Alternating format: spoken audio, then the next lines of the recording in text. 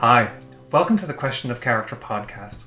I'm Bill Furlong, founder and co-host of this podcast, and we're delighted that you've joined us today. I'd like to introduce you to my co-host and colleague, Dr. Mary Crossan.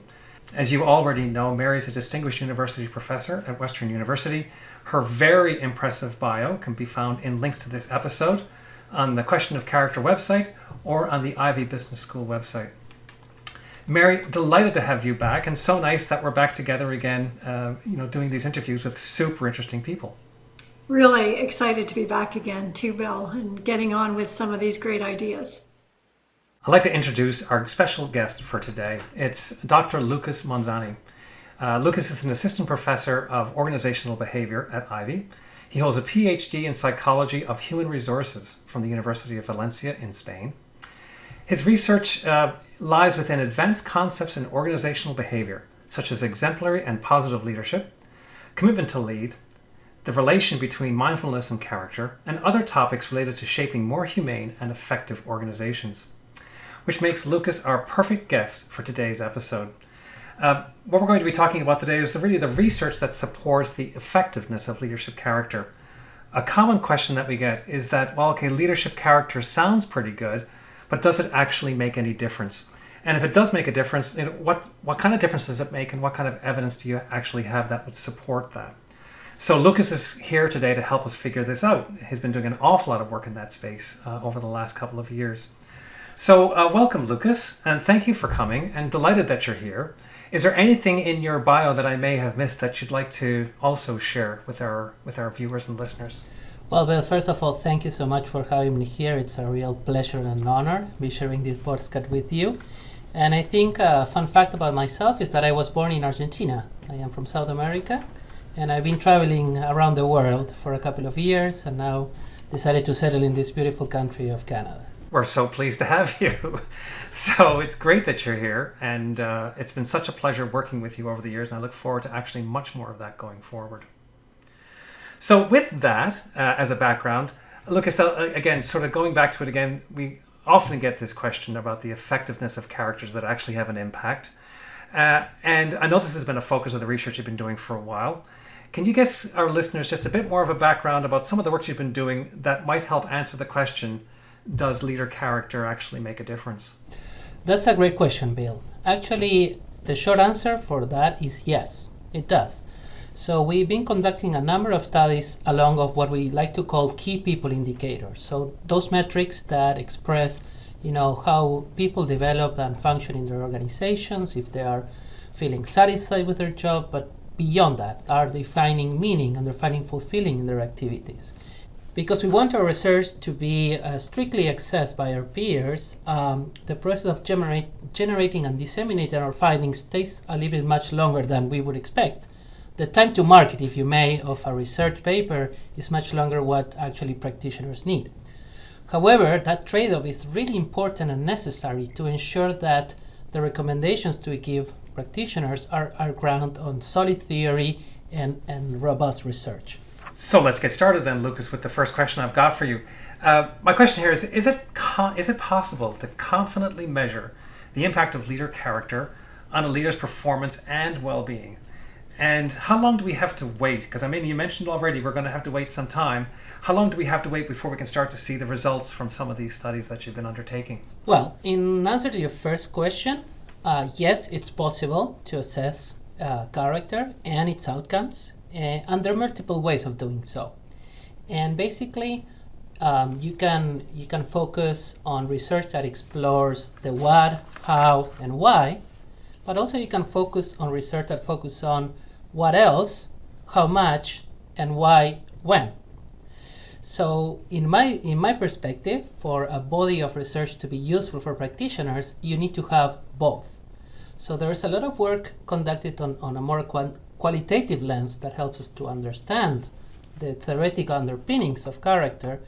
My focus of research is actually trying to quantify, if possible, and try to create these links between, for example, character and employee well-being. How do we do that? Well, I could ask people, either themselves or somebody else, to tell me, how frequently do you observe these character behaviors in others? Is it, very infrequent, extremely frequent, and so forth. And at the same time, I can ask them, how well do you feel at your work? Do you feel great once a month, once a year, once a day, or once an hour? Just to give you examples, right? And then we can statistically correlate these two responses, and we can establish a link that doesn't happen by chance, but actually it's very robust in the sense that it's statistically significant. That's what we call, basically what we do, a correlational research. But of course there's a problem with this, because I am asking you to report on how well do you see myself as a leader and how well do you feel. So there may be some biases in those responses. We have method, of course, to control for that and reduce the bias to a strong extent, but eventually, we need other types of approaches.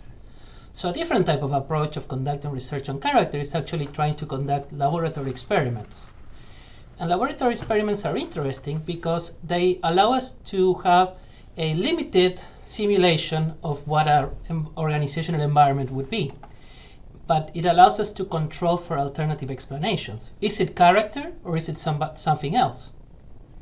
Or we could even create scenarios and conditions where we can say, okay, let's artificially create a stressful situation or a not so stressful situation and see what happens in those scenarios. So where there are benefits and trade-offs for each approach, surveys being much easier to collect and easier to analyze, experiments are much more robust in the sense that by ruling out those alternative explanations, we can be more confident that the link between, for example, character and well-being is there. So with that research carrying on then, and just going back to that last part of the question, or the second question that I'd ask, so how long do you think how much further do you think we have to wait, or how much more work needs to get done before you can start sharing some of the results of this sort of combined approach? Well, the good news, Bill, for our listeners is that we are slowly accumulating evidence, and I am today able to share some preliminary insights on that quantitative research. Of course, this is a simplified version. The actual research papers are more complex and targeted to a different audience. So what I'm trying to show today is basically just an overview of the different insights that we found across the different papers. Mary, is there anything you'd like to add? A couple of things. One is, we are very fortunate to have Lucas on our team. He is one of the world-class empirical researchers who can handle the network-based approach of understanding character leadership. Cannot underestimate how valuable Lucas's skill set is to the team. And what we also, though, want to acknowledge is that there's a lot of work prior to our work in Leader Character that has established its empirical implications, like Fred Keel's work, Return on Character. So what we are really focusing on is the Leader Character framework that we work with, but there's lots of prior research that we build on that has established those links. And the other thing we should also keep in mind is that Sigma Assessment Systems, who handles the Leader Character Insight Assessment, has their a big data set, psychometric properties of how the Leader Character Insight Assessment works and how it predicts a variety of outcomes. What Lucas and we're talking about here today is the published work that we're working on, and that's what takes some time. But there's a lot of empirical evidence already in place that we are able to build on, and then we get to narrow down on some really interesting pieces that we don't necessarily have a good handle on yet.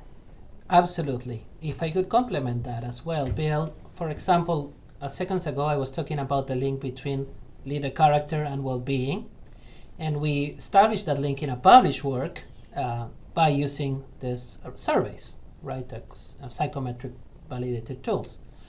But right now, in terms of the unpublished work, for example, a very interesting project that I am pursuing right now is linking that feeling of well-being and using other type of metrics. For example, heart rate variability or arousal levels. So the only way we can actually measure that accurately is in the laboratory. So for example, let me tell you a study that I'm really excited about. We asked 30 MBA students to come to our laboratory. We asked them to simulate being CEOs of a fictional company. And at the same time, we had a board of directors that were our undergrad students. So we simulated a number of exercises, and at the end of each quarter, they had to decide whether they would distribute dividends to their shareholders or not, with the risk that the board would remove them from their position as CEO. So we manipulate different levels of entrenchment, and therefore, I never been in a boardroom or never been a CEO, but I can imagine that to be a very stressful situation. So what do you think it happened? I don't know. Tell me what happened. Well, we measured character a week before this experiment, and we found out those who score higher in our leader character instrument tend to have a reduced heart rate variability at the moment of making that decision. So that's interesting because when we think about that in the dimensions of character perspective, there's a strength and temperance there. Absolutely.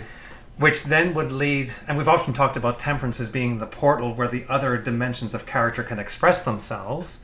And so that's actually a pretty important finding amongst that. And the presumption being then is that incremental, because you've got more time, more space, you're calmer, that presumably your judgment is better as well in terms of the decisions that you make. Absolutely. The whole premise and idea behind the character framework is that by enhancing all those character dimensions that are connected to judgment, you can increase the quality of your decision making. Because instead of making a decision based on fear or anxiety, you're making a decision based on information, on temperance, etc. That's fantastic. I'm so interested in that experiment, and it sounds so interesting in terms of the outcomes and how it supports the evidence. Mary, anything you wanted to add there before I ask my next question of Lucas? Sure. It's the link you're talking about to the physiology, affect, behavior, and cognition. It's and what I like is this, not just the empirical findings about how something affects judgment and decision making, but actually using those insights for the development side. So we have another study, an empirical study that looks at how does music activate character through those PABCs. And so we actually know that you can activate on temperance, and you can activate on courage, and you can activate on drive, and it does affect your physiology and affect. So there's this kind of nice loop, I think, that goes through the findings and then through to, well, what do we do about that, right? Well, we can actually develop that. We can work on that. That's a great point, Mary, because you're right. It goes beyond the idea of providing evidence.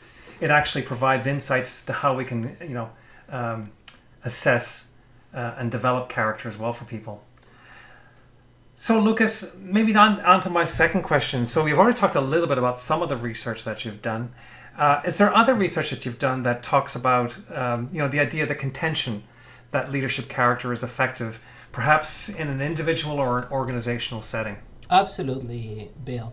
I mean, one of the questions that people may ask when they're hearing to these previous answers is, okay, that may work very well in the lab, but does it work in the field, right? That's the old tension between experimental versus field-based research that has been at the heart of our discipline for 100 years.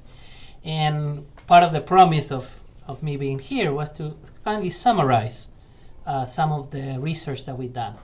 And for doing that, I did a very simple exercise. I condense all our metrics of character into a single data point, mainly the character, and then I did what is called a linear regression, where I try to use character to predict variation in metrics of interest. Let's say commitment, engagement, satisfaction, psychological safety, leaders' well-being, employees' well-being, etc., etc., etc. And probably as you can see on the figure, you will notice that there is a very positive trend as we increase our scores in leader character.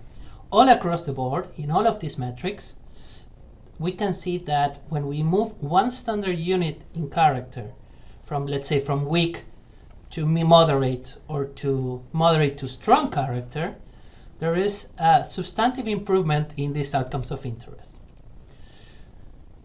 What I think is actually even more interesting at this point is that we'd find a simultaneous increase in all of these metrics. In my thought process, or in my theorizing, I think that this can explain not just the importance of character for the leader, for the individual, but actually for the people that people lead, for their teams, for their organizations. And finding a metric that actually can increase all across the board in a number of key people indicators, I believe creates a critical mass that can radically transform the nature of organizations. So when Keel was talking about return on character, this is the logic behind it. If you invest in your leader's character, you invest in your development, you invest in the insights and becoming the captain of your soul, as Mandela liked to say, you don't only you do yourself a service, but actually you provide value to your firms all across the board in a number of metrics that go from individual to team to organizational outcomes. So that connection is pretty important, Lucas, is making that connection from the individual to the team to the organization. I mean, to my knowledge, Mary, that's the first time we've actually seen that kind of data that's been presented. It's at a level, as Lucas is talking about, that takes you through some incredibly important variables. Psychological safety alone is one of the top areas that people are looking at in organizations, because if people don't feel psychologically safe to raise issues, to challenge issues, that we get a lot of problems in decision making. And then we get to all sorts of important measures like engagement, and essentially these people indicators are the fundamental elements of organizational performance. Absolutely. And if I also may add something to that, Bill, some of these indicators have a synergistic effect on each other. If you have psychological safety on your team, people may be able to express their insights, express their creative thinking. They can foster innovation, organizational learning. As a manager, you are able to detect what's going on, what is going wrong in your team, or what is going good, and actually leverage that. And that creates value at not just at the individual level of analysis, but also the collective at the organizational level. If you're a manager and you're interested in making good decisions, you gotta listen to your people. You gotta give them voice. And the only way you can do that is by creating an environment where people are comfortable to speak and express their ideas. And that is when you get what I believe is this critical mass. Because of course, psychological safety leads to innovation, leads to learning, leads to error management, leads to a number of organizational metrics that actually are valuable for decision makers to implement when they're thinking their next step. So therefore, there is a trickle up effect, if I may. I mean, looking at the indicators that are there, or the KRIs, or these KPIs, are these typically indicators that are difficult to move? In other words, in the other approaches and forms have struggled to make these move either together or even individually. Is that something people in organizations have been struggling with? That's a very good question. I'll take a shot at answering it, if I may. So, for example, a key metric in organizations, job satisfaction, right? Every organization has some form of metric about their satisfaction of their employees. And, every now and then you'll hear an organization saying, well, let's do something to improve our satisfaction because people are not happy. But usually that top-down approach, saying, people upstairs saying, let's improve the satisfaction of our employees without listening to them, it makes things much more difficult to change. There are certain things that, are not just a matter of one single initiative, but it requires a consensus and a will not only from processes and mechanisms and initiatives, but also the people who are executing them. So the stronger the character of those people, the more likely that the alignment between the overarching initiative and the success of that initiative will help to move the needle on satisfaction in employees. Many times initiatives are done without actually listening to what people want, and therefore they're unsuccessful. Yeah, Lucas, I think you said that incredibly well. And Bill, what are the substitutes? Well, first of all, people don't look to themselves to affect the change in these other metrics. And so, they're looking at, oh, we're going to put games in the organization. It's all of this kind of Silicon Valley type, let's put food in the pantry type of thing to increase employee satisfaction. But the fact is, people quit bosses. They quit organizations because of the way they're treated, that they don't feel a part of those organizations. And so some of the band-aids that are kind of put over to increase satisfaction never get to the root cause of the problem. And that's exactly what Lucas is talking about. The root cause is us. It's us in terms of the strength of character that we're bringing, how we relate to one another, the character that we can bring to the organization, and whether or no we get slapped on the wrist because we spoke truth to power about something and somebody didn't want to hear it. There's not a lot of psychological safety in that, and nobody feels good about walking home at the end of the day and feeling that they made a contribution to the organization. So this is a fundamental root cause approach to get at all of these metrics, is where I think Lucas really gives us that nice illumination. So that's so important, right? In terms of of sort of shining a light on that and creating those relationships. And as you say, Mary, dealing with those fundamental issues that once you've resolved those, everything else, and that's what the data shows us. Once you've resolved that, everything else starts to get better. One of the questions I have, Lucas, for you, for the person that's engaging in this or wants to invest in that, I think you've done some work on promotability as well for the person that might be interested in or pursuing a strength of character. Absolutely. So that again is one of our projects that is reaching maturity, and hopefully we'll be able to submit for publication very soon. But one thing that we were concerned of is who gets promoted and why, right? Does character play a role on that or not? Or is it just a matter of competence? So we went to a large organization, Fortune 500 organization, upper management executives looking to get promoted to C-suite role or executive level. And we said, does character or competence matter? Are both important, only one, etc., right? So first we look at competence. Indeed, you need to be competent. You need to know your work. You need to know what you do, and not the work you do today, but the work that you will be doing in the future. Second question is, does it matter if somebody else sees you as competent? What do you guess? What do you think, Bill? I would think they would be very important. It would be very important. If you're an executive and you're considering different people, you want to ask around and you want to say, hey, does that matter? Yep. So we also we asked the same question with character. Does it matter? It does. So we found a systematic effect where the higher you score on character, the more likely your promoting supervisor or somebody who's asked about your promotion potential is going to say, yes, this guy, not only what he's doing, but he's also a good citizen, organizational citizen, has the right values, etc. So then we ask other people what they think about their character, because an argument could be made and say, well, if you ask me, I am fantastic, right? I'm the most insightful, most humble person in the universe. Now, maybe if you ask you or ask Mary, they may have a different opinion, right? So we actually combine these two ratings, and we say that, that variation in whether that executive may see you as somebody who can get promoted or not is a function of both your perceptions and other people's perceptions. And I think this is extremely important, because not always character is captured in the organizational systems or the evaluation systems that help people to get promoted.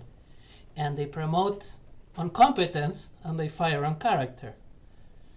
And unfortunately, that is not probably the best idea for organizations. So do those results, is it the same if, for example, the manager themselves are not particularly aware of or knowledgeable about character, or don't display or exhibit a lot of character as well? Or is it really generalizable across all populations, in the sense that if you've got not cultures yet, but I mean across populations, and that even a manager that's not really that aware of character will still actually see it a valuable thing in terms of promotability?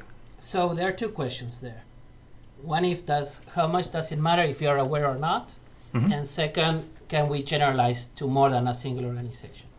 So when we do quantitative research, we use what is called a sampling approach. So we take a sample and we anticipate, or theory suggests that sample will represent a larger, broader population of many organizations, or at least even in the same sector. Mm-hmm. So answering that first question, we believe that the statistical test that we do allows us to generalize above and beyond a specific firm. What we focused on this research was specifically on observable behaviors, because again, a promotion to an executive role is a high-stakes scenario, and social desirability may play a big role there. So we had statistical methods to control for that, but actually we were looking at how people report saying, well, I display this behavior very frequently or not so frequently. And we asked their peers to say, does he display this behavior so frequently or not? So there's an aggregation issue there, which increases the robustness of our prediction, I believe. Mary, anything you wanted to add to some of those findings? Yeah, there's a couple of thoughts. One is, so we're teasing out, right, these aspects of character, these dimensions of character that sometimes don't get the profile that they need in organizations. And so we're already identifying that these observable behaviors matter around humility and temperance that have often been underrepresented. I would predict, if we go down the road 5-10 years where people actually become more aware of what character is, we would even see more influence of it. So this is influence even when people haven't fully grasped what they're looking for around character, because they're just looking at these observable behaviors, and we know these observable behaviors matter.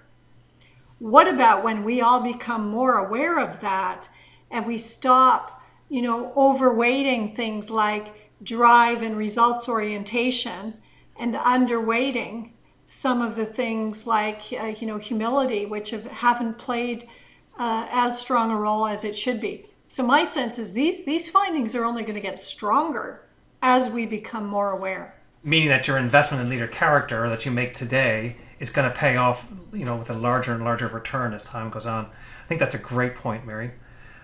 So, Lucas, one of the things we talked a little bit about, in the context of whether people understand leadership character or not. Sometimes the questions we get is, okay, this is, this works in, say, North American or Western countries.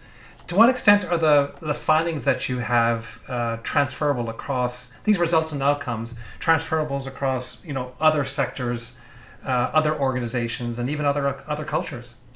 Well, the good news, Bill, is that we get that question a lot in research as well, right? Because that's one of the main goals of our research agenda, is to show that this is not just an isolated phenomenon for a specific country, sector, organization, but actually is this research that can generalize to a larger array of countries. So, for example, one idea that I wanted to share is that, when I was talking about the importance of the qualitative work and the theoretical foundations that underlies our framework, this stuff is based on really good scholarship. And it's not just contemporary modern scholarship, but this is grounded on scholarship that is based on virtue ethics, philosophy, etc. So especially philosophers, they're really concerned on finding these principles that transcend temporal epochs and cultural contexts. So things like humanity, justice, transcendence, temperance. The way we understand these notions may change across cultures and time, but the principle remains. We don't understand courage in the same way that we did 2,000 years ago, but we understand the idea of courage. So the theory suggests that these dimensions, and because our framework is grounded on this solid foundation and strong scholarship, these ideas should generalize across cultures. Now, of course, you gotta prove a theory, right? So one of the things that I started doing is I started working with our sister institute in Ukraine, in Lviv, way before the war started. So I was saying, well, does the findings that we find in Canada replicate in the Ukraine or not?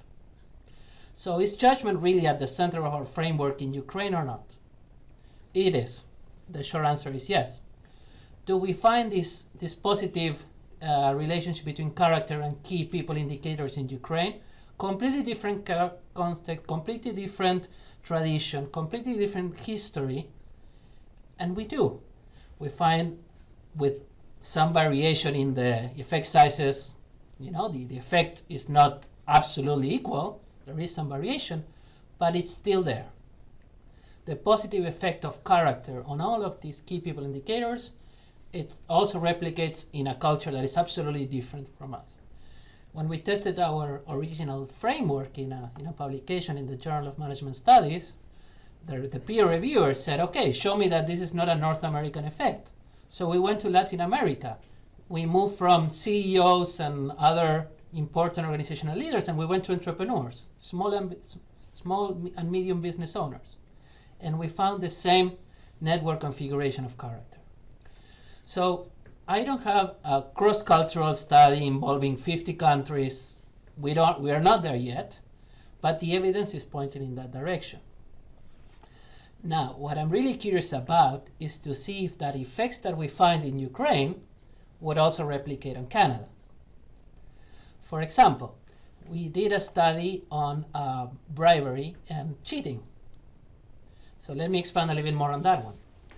So Professor Crossan always talks about this notion of character contagion, right? Can I, as a senior leader, transmit these principles and values to another manager under my supervision? So this is what we did. We asked people in private organizations to act as project managers trying to win a tender for a public offering to build a bridge, to fix a bridge, literally. And we asked them to report on their current leaders or current supervisors' character. So their scores, not their own, but their leader scores on character. And then we present them with a scenario again, an online experiment, where we present the opportunity first to lobby, to influence the outcome of that tender process, and then to actually bribe the decision maker of that process. So one would say, well, there's no relation between how I see my manager in my current job with my behavior in this specific scenario. But actually there is. People who work with senior leaders with higher level of character or stronger character, they are less likely to engage in lobbying and bribing, and even further, less likely to get caught because they don't engage in the behaviors, and less likely for the project to fail. Now, this is just a very simple, limited experiment, and it's a simulation. But if you stop to think the implications of this, you cannot physically control or supervise all the things that is going on in your organization.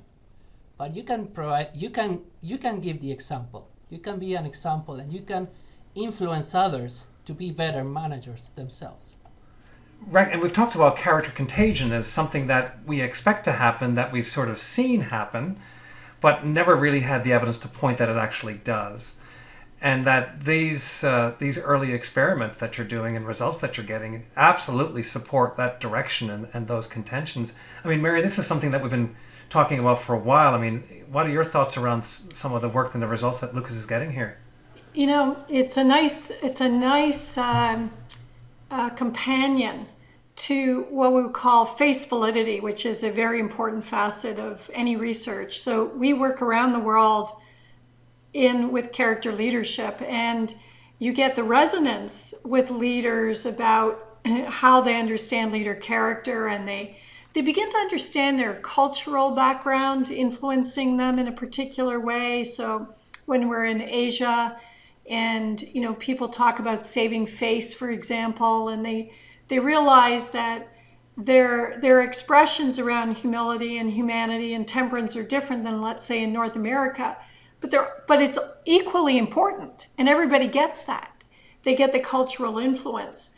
And then to the piece that Lucas is just talking about around character contagion, again, face validity about this, working with an NHL team. I remember one of the coaches who had been on the team when they won the Stanley Cup. He said you could have brought a criminal in the room and he would have been a good guy. And what I like about this idea is so many people say, well, lead by example. But what is the example? And this brings a really tangible sense of the strength of character as the example, and not the excess and deficiencies that we often see where people don't actually understand what's the nature of character and have been misguided in how they're trying to lead by example. So let's move on then to the last question I have for you, Lucas, which is, where is the research going? And what are you thinking is the most important areas for you to pursue next, and maybe anything that you've got sort of that's current that our listeners and viewers might be interested in? Absolutely. Some of the areas that I think are really interesting is, or my personal research goal, let me rephrase that, is to future-proof character research. So there are a number of trends that are happening and that are really impacting deeply the reality of organizations. One of the things that I think I'm really curious about is the effect of virtual reality on work. And more precisely, how can we leverage virtual reality to develop character? How can we develop these experimental methods to develop character in the organizations? And I think virtual reality gives you a fantastic way of creating a hyper-realistic scenario, condition, etc., that we can even take to the organizations and ensure that we can get the same effect. As we remain the stimulus constant, because that's a virtual reality scenario, we can actually make sure that we're delivering the same quality of training to all of the members without really engaging in a huge cost to develop training. So then, Lucas, are you thinking that that this virtual reality training, so it feels like pilot simulator training, but for character? That is correct. Mary, anything you wanted to add there? Yeah, I mean, Lucas has got so many projects on the go. He didn't talk about one that I think is really powerful, has potential for big influence, which is working with an organization where we're going to do a character-based intervention targeted at reducing unconscious bias and improving performance management. And as a team, as over time, as we've been talking about performance management, we go, there's nobody who believes that performance management is done well in their organizations, and think about the kind of thing that erodes people's trust, engagement, sense of belonging in organizations as something like performance management. And so this study is also, I think, a really promising one, Lucas, going down the road. So as this information and these results start to become apparent, how does that change things, do you think, with respect to the work around leadership character? What do you expect will change when it comes to people thinking about the work, and where will it take it, do you think? I think that, our work is going through different stages. So during a couple of years, we were trying to understand ourselves, what is character? The second era of our research agenda is, does it matter, right? Does as you were asking me early on in the podcast, does it even, do we should even care about researching about this stuff? And I think the third era of our research agenda is, how do we develop and how do we strengthen it? On my perspective, on our research arena, I think that's one of our strongest strategic directions for the Institute and our work. I would add, when I look at, there's both a promise and a peril around character. And the promise is enormous, right? It's, to me, I've been at Ivey for 38 years. I've, in organizational learning, strategic renewal, understanding those spaces, people not understanding the horsepower that comes from character as underpinning virtually anything that matters personally and professionally in organizations, whether it's innovation or risk management or equity, diversity, and inclusion. That's the promise side, right? It's that this matters, and it matters greatly, as Lucas is talking about. What I hope we never lose sight of is, the 15 years it took us to get here, and that's building on the shoulders of giants. Confucius, Aristotle, Plato, Peterson and Seligman, all of the great researchers around the world, to actually get to an understanding of what character is. The things that keep me awake at night are that people forget that matters, because you can get this wrong. You can, which is what we've been doing. In the absence of understanding what character is, people have inserted their own, It's courage, It's about, drive, But they've never really actually had the basis. And so we don't, as we move forward and develop and apply it, we don't want to lose sight of the fact there's a foundation of very strong empirical and theoretical research that has that. The other piece that you don't want to lose sight of, because you get all this empirical background and you hear about data and statistics, is that it's personal and that it's individual. And there's a bit of a misnomer going back to, forgetting the foundations, that the expression of character is unique to the individual. We have these observable behaviors. We know that what being patient can look like in an observable behavior, but it can look quite a bit differently even in that bandwidth for different people, and how we develop it is quite a bit different. So for me, things like equity, diversity, and inclusion, and having an agenda of a place around character that fosters authenticity, that fosters inclusiveness, right? That fosters people being able to bring their full selves to the organization.